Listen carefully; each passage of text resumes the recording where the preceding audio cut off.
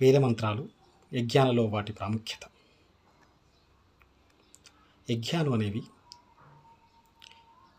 ప్రత్యక్షంగా కానీ పరోక్షంగా కానీ ఇహలోకంలో జీవించి ఉన్నప్పుడు ఐహిక సుఖాలను సంపాదించడానికి, ఆ తదుపరి మోక్షాన్ని ప్రసాదించడానికి ఉపయోగపడేవి. అయితే యజ్ఞాలను నిర్వహించడం అనేది చాలా కష్టతరమైన పని. వీటి కొరకు 4 వేదాలను నిష్ణాతులైన 4 వేద పండితులు అవసరమవుతారు. వారిలో మొదటి వ్యక్తిని హోత అంటారు. అతడు ఋగ్వేదంలో మంత్రాలను క్రమంగా పఠించేవాడు, హోత. రెండో వ్యక్తి అధ్వర్యుడు, అంటే యజుర్వేదంలో చెప్పబడినటువంటి యజ్ఞకర్మలను కూడా యథావిధిగా నిర్వర్తించేవాడు. మూడవ వ్యక్తిని ఉద్ఘాత అంటాడు. ఇతడు సామగీతాలను గానం చేస్తాడు. 4వ వ్యక్తిని బ్రహ్మ అంటారు. ఇతడు అధర్వణ వేద పండితుడు, అంటే యజ్ఞాన్ని మొదటి నుంచి చివరి వరకు కూడా